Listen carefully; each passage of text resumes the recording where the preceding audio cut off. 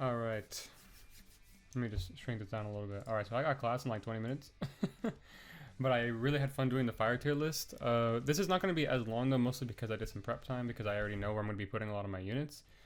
And since all the Sinister Dominion fights are finally out with both Iblis and Surtur since the last time I did a video on this, I figured it would be a really good idea for me to just go ahead and make the next tier list in the sequence for the Great Worm order. So I did fire first, so I may as well do water, wind, light, shadow.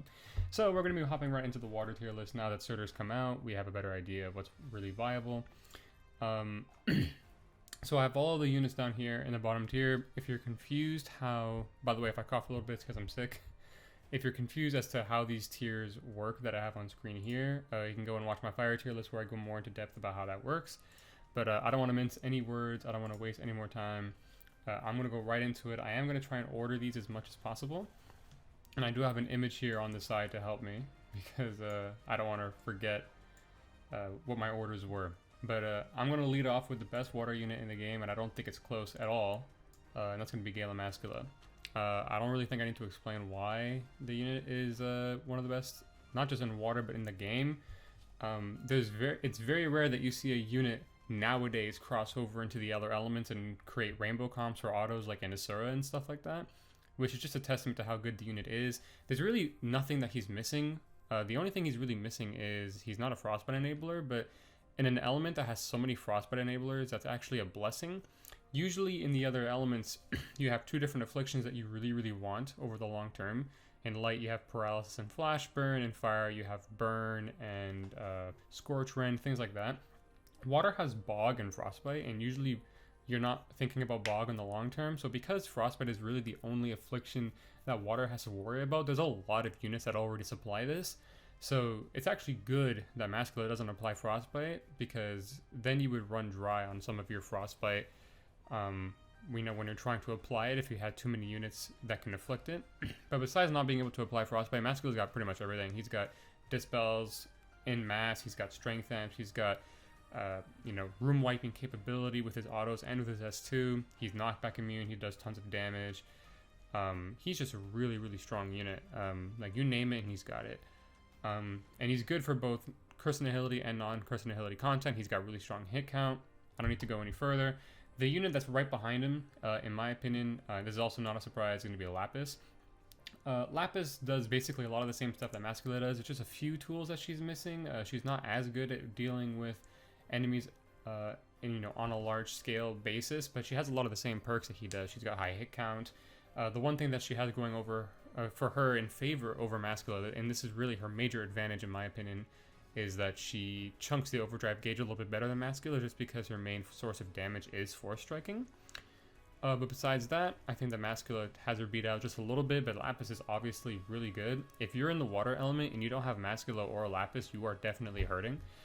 But next I want to shout out healers a little bit, and I'm going to be talking about Sandolphin, who is really interesting because she's really broken as a healer.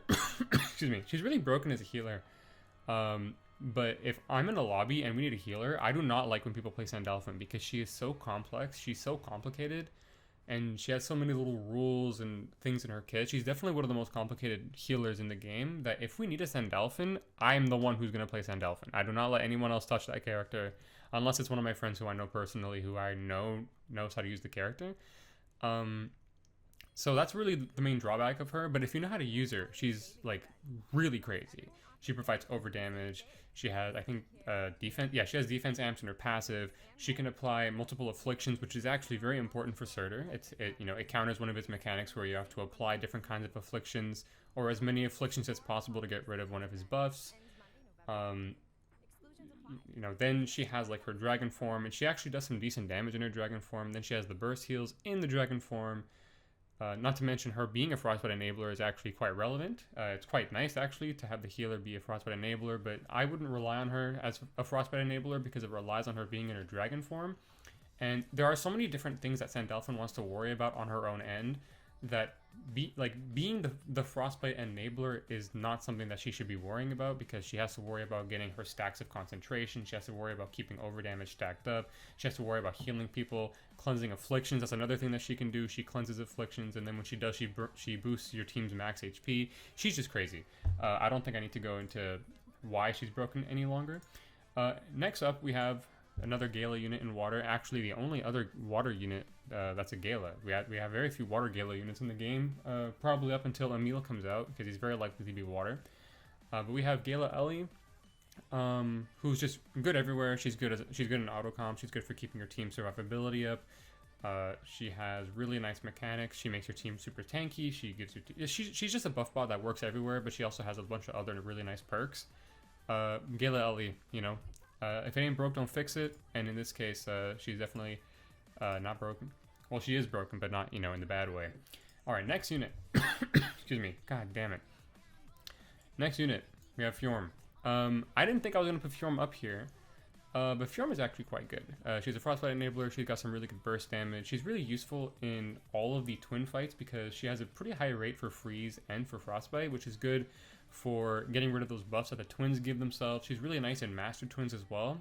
Since she has 100% skill prep, she's really good at breaking that prison, which is something that Mascula previously struggled with until Summer Marisha 10 came out. So using Mascula in master twins was kind of annoying up until that dragon came out. But Fjorm doesn't actually have to worry about that because she has 100% skill prep, which is actually quite nice. She's good in auto comps for Surtur. Being a consistent afflictor of frostbite is also really nice for Surtur. She's got some decent damage. All around, I would say that she's very solid. Tanky unit as well. Really very few weaknesses. I wouldn't say she's my ideal frostbiter. But I would say that she's probably meta in all the content that you would want to take her to. And that's my phone. Please ignore that. And I'm going to be moving on. So the next unit I'm going to be putting up here is Tiki. Tiki, I would say, is like a prime frostbiter. She's really strong. The fact that she has the exemption in that mechanic where Surtur puts up his shield and it still lets Tiki, you know, do her own damage. She doesn't get cucked by that. She's just really solid. She does a lot of damage, and that's really what she is. You know, plus having consistent frostbite is really good. Being super tanky is really nice. Being immune to affliction, also really good when you're in dragon form. The only downside with Tiki is that she has got that downtime when her dragon form is up. You know, but a good Tiki will be able to, you know, get around this. You know, some Tikis like to run force charge, and usually when a Tiki isn't transformed, she's very squishy, but good Tikis, you know, make that downtime as short as possible. She's also really good in auto compositions. Really good unit. Plus her her co ability, extremely well sought after. There's so many units within the water element that really want her co ability, like Mascula. So even if you're doing solo content, it's really nice to have Tiki on the backline, because not only is she good backline for Mascula because she's a frostbite enabler for the Punisher, but her co-ability is nice because it helps out Mascula, who's a standard attacker. Plus, she's good in backline because she's just naturally tankier when she's in her dragon form. You don't have to worry about her dying as much, unless it's like Legend Ciela, because when she does like that laser move, her box is really big. You know, so, you know, there's that potential issue that you might run into. But that's Tiki. Next, I'm going to have Regina, who I don't really see that much, but you can use her in every content. She's got a really interesting mechanic where her damage doesn't even really go up when she has her sigil release. She just gets a lot of defensive perks, which is also really nice for auto compositions, being able to apply afflictions en masse. It's not really good for relying on punishers because the second affliction is random, but she's a good frostbite enabler, which is nice. Her damage is good.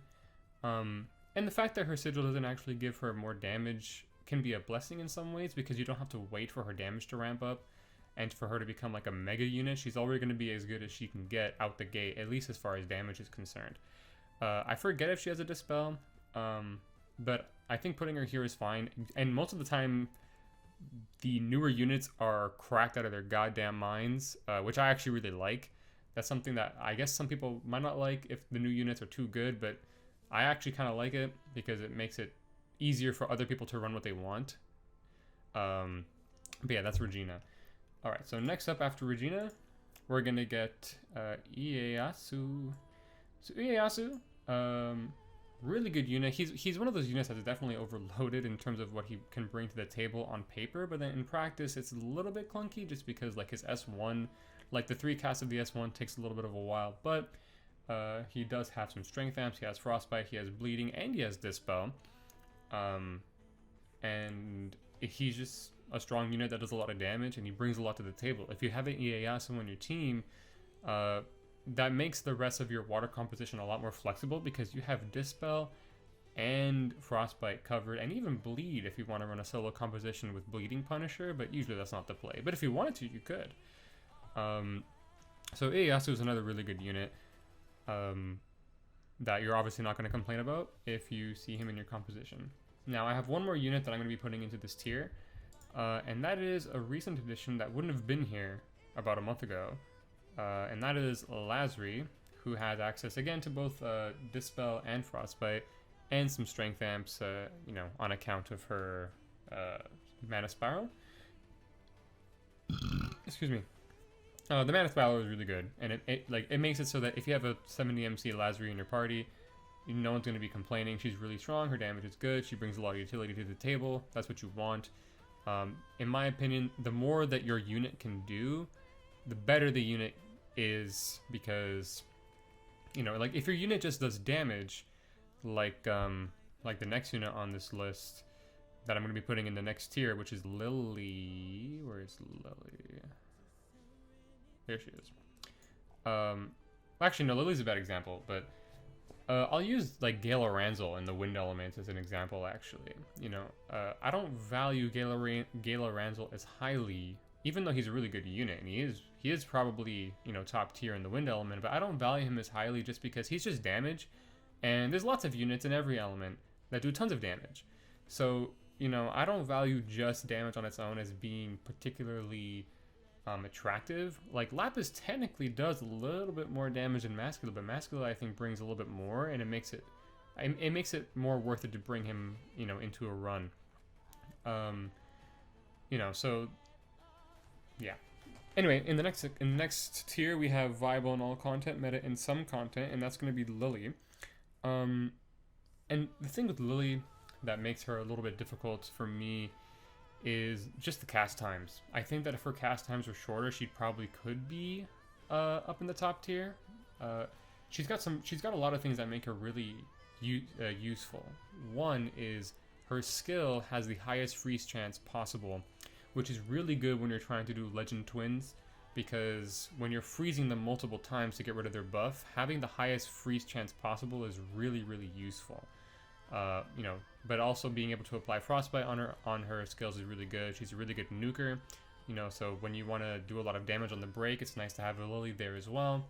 She's just solid damage. My only concern with her is that her skills, the animations on her skills take a really, really long time, and in Inserter that can be a death sentence if you get caught out casting a skill when you're not supposed to, because there's some strict movement with the crystals in those runs when you're doing it manually or in co-op. That can get you killed right away if you're not careful. Particularly on Master Surtur, I just feel like her lack of mobility can be a big detriment to her.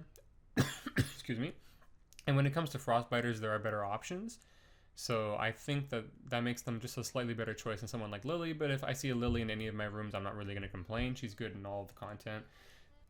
You know, so that's what I think of Lily. Next, I'm going to have Humanoid Mercury. Similar to Lily, if I see her in any of my runs in any mode, I'm not really going to complain. I just wouldn't want to see her so much Inserter because I feel like her best build takes advantage of the Dragon Claws, or even Dragon Skill, and you can't really do that unless you're doing standard Sinister Dominion. But you know, accounting for Curse of Nihility content, and we don't even know what the Primordial Dragons are going to look like if they're going to have Curse of Nihility. So, you know, assuming that they do, I'm also thinking about the future. So, you know, you can run Humanoid Mercury without a Dragon Claws build, but since most of these dragon characters rely on going into dragon form a lot, I feel like it's a detriment not to run that sort of build. So I wouldn't, like, Mercury wouldn't be my first choice in Surtur, even though you probably could run her, which is why I've put her in this tier. But otherwise, she's a very good unit. Frostbite enabling, she's got some strength amps for her team. She's triple affliction resistant, which is funny when she has a team strength amp. So she's not bad. She's not bad at all. Plus she has a really nice, you know, shared skill for what it's worth. Alright, so the next unit I'm going to be putting on here is Dragalia Lily, who I feel like was probably the best water healer right up until Sandolphin came out. You know, she's got some nice team buffs that she can provide, and then she's got over damage.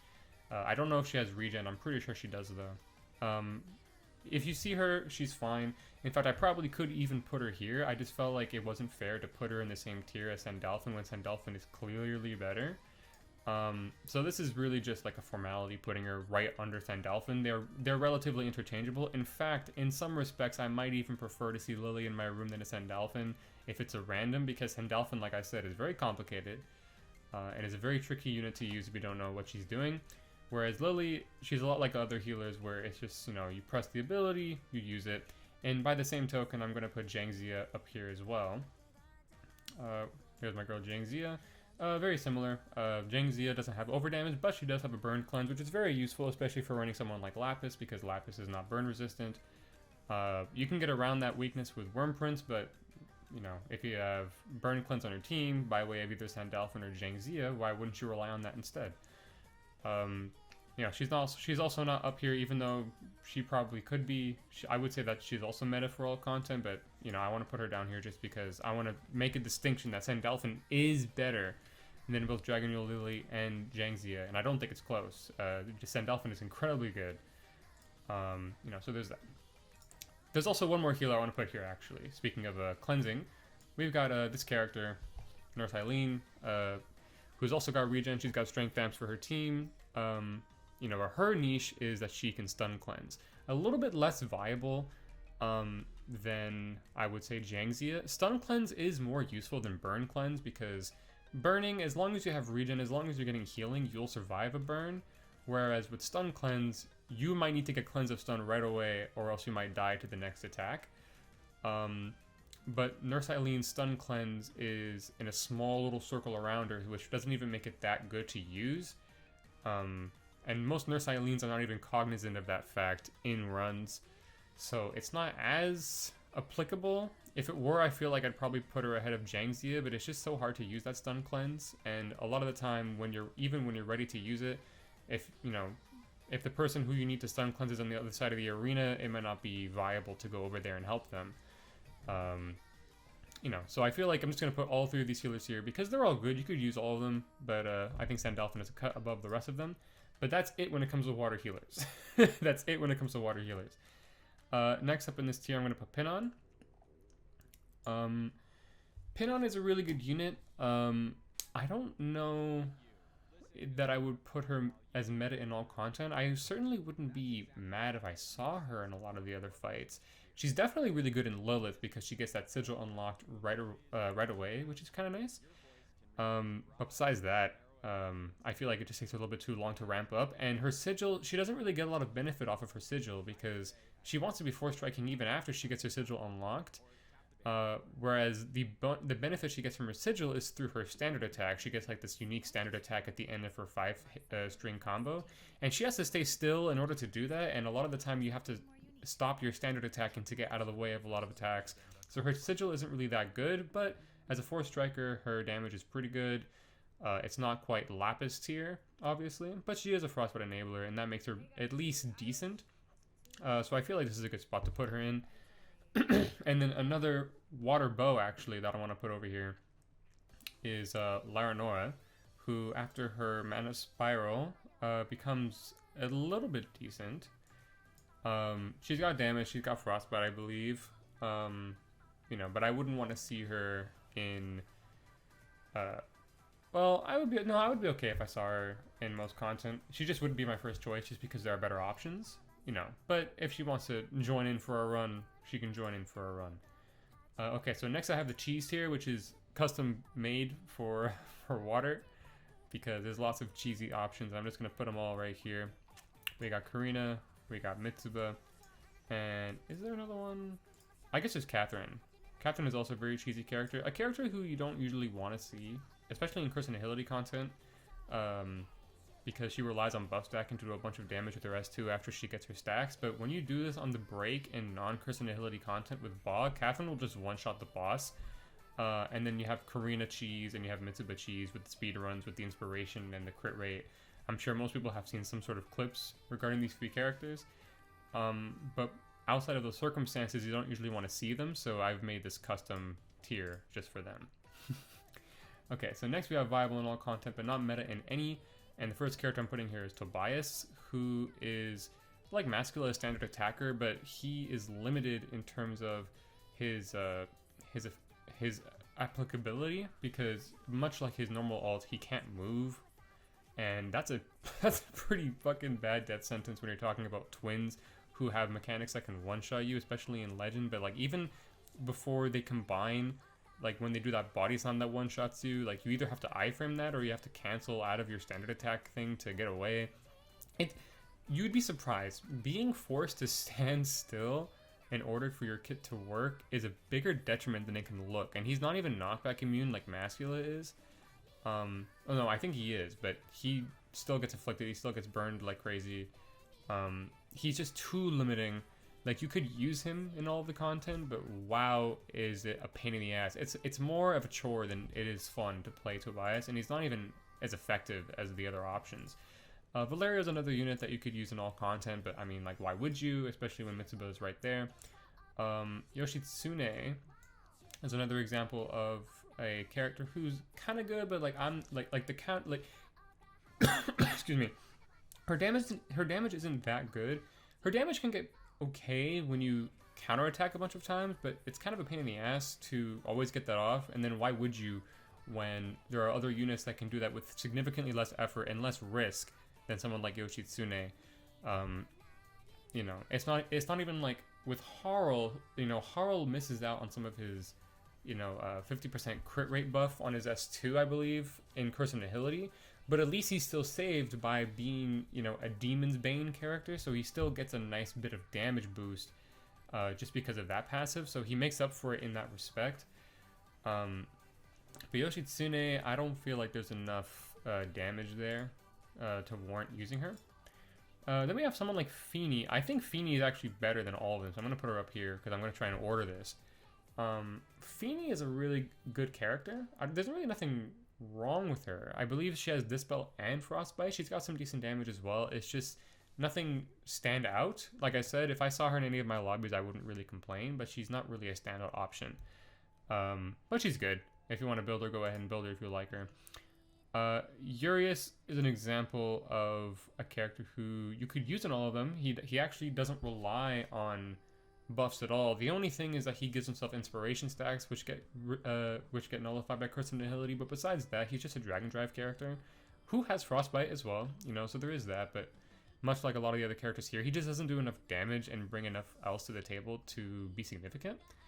But you could use him if you wanted to. His damage is just kind of low. Okay, so we're gonna go into the next tier. Okay, I'm back. I had to go to class. I was not able to get it out in time. But anyway, as I was saying, I was just rewatching the, where I left off. So, don't get mixed up by the order of the, of the tiers too much. Really, it's the top tier, and maybe even the second tier that matter more. And then, even though, for instance, Urias and Feeny are viable in all content, that doesn't mean I would value them overall more than the characters in this next tier. Because even though the characters in these next tier aren't viable in all content, usually that just means that they're not good in Curse of Nihility.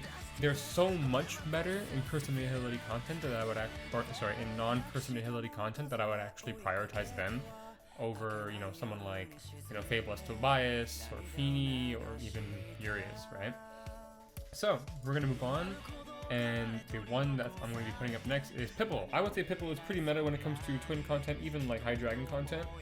He's good for double buff compositions if you want to run that in co-op, so he's really good for Karina. He's also good if you just want to run that kind of composition just in general. He's really tanky because he's always giving himself defense buffs. Just pretty solid, decent damage dealer. Nice, interesting utility. The only problem with Pipple is that you can't use him in Curse of Nihility because his damage relies on maintaining his energized stack at 5, which you can't do. at least until they changed that. They did say that they were considering it, but that was a few months ago, so they might not do it. Anyway, so that's Pipple. Next, the character I'm going to be putting is...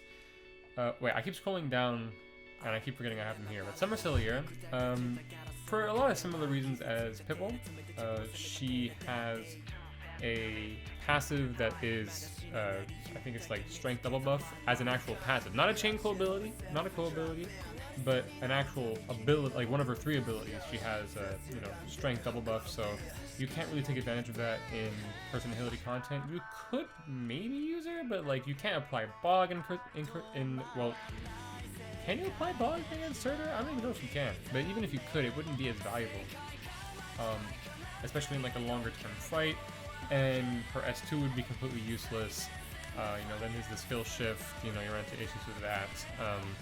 You know, so I wouldn't use Summer Celiera in Surtur or in, you know, Master Lilith, but she's certainly really good in the other fights.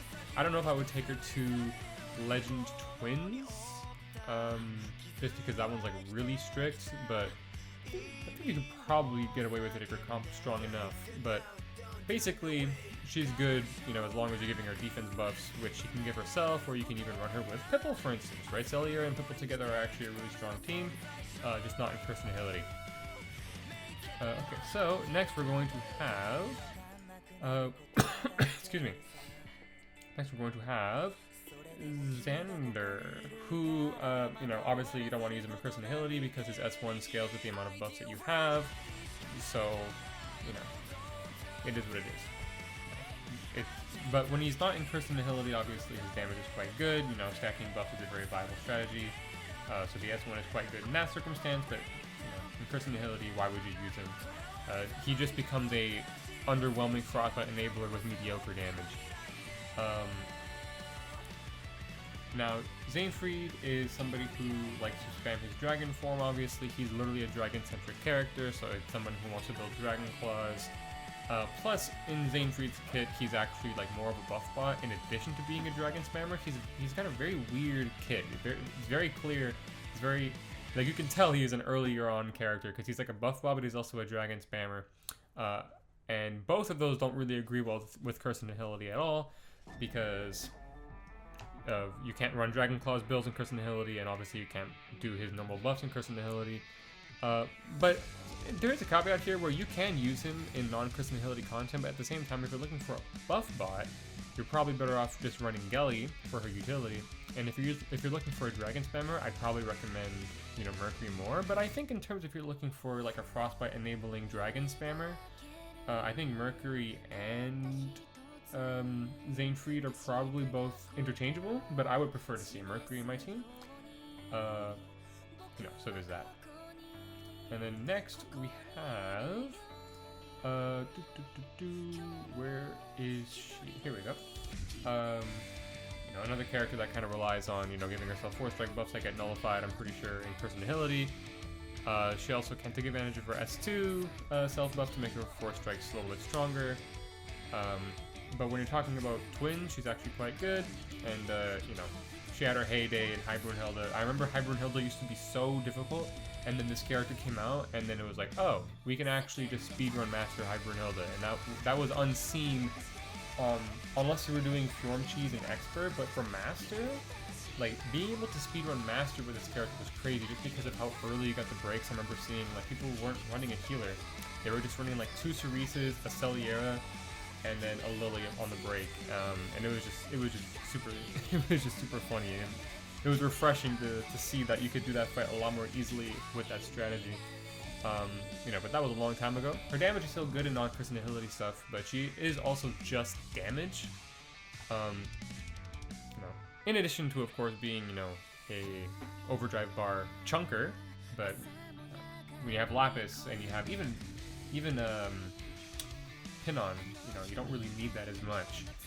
So there's that, and that's going to be it for that tier. And then we're going to be moving on into the last tier, where we're going to be moving some last characters up, and then when I'm done, whatever's left is whoever's just basically not meta, for which there's going to be quite a few units.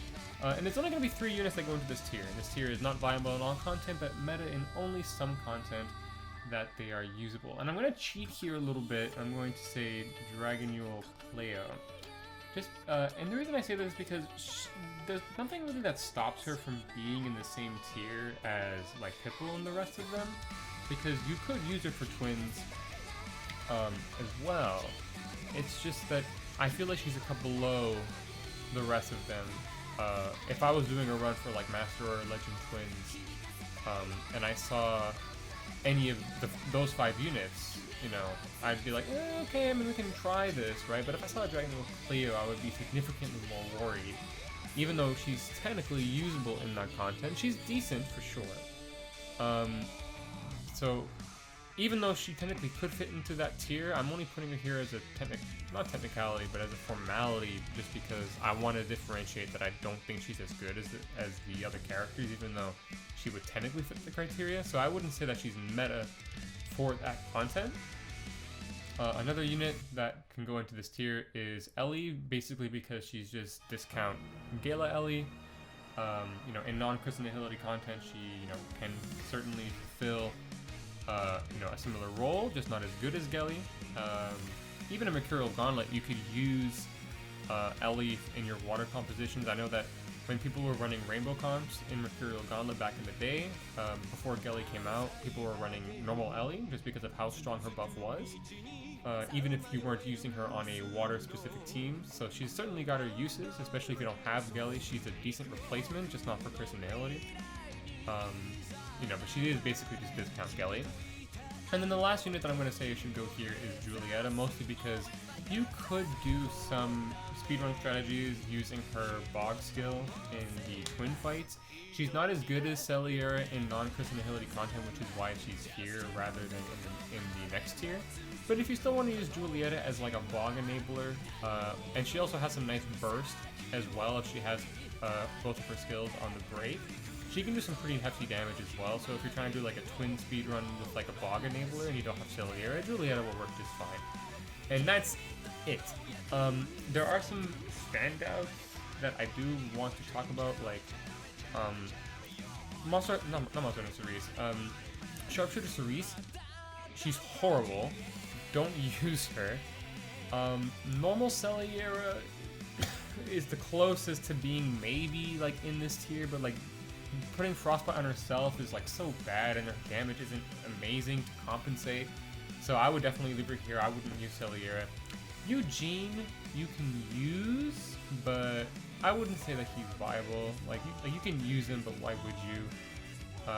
He's also got this weird thing where I think that they were really trying to make Eugene and Catherine work with sticks like really badly. So they both have a very similar thing going on where they don't have an attacking skill except for when they use their S2, which takes a long time to get to.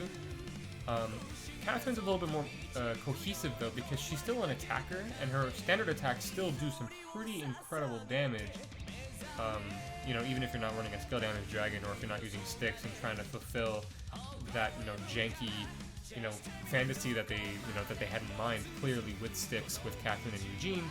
But Eugene doesn't really get that. He's just kind of a mediocre buff bot who puts down cool looking buff zones, but, you know, pretty negligent buff zones in general. You know, they don't really stack like a normal strength buff would from like even Elly, let alone Gelly. So I don't think that Eugene really fulfills, you know, being a buff bot or being a damaging character, which is a shame because I really do like Eugene. In fact, I actually even have him as like my phone case cover because I really do, you know, like the character a lot. But he's just not good.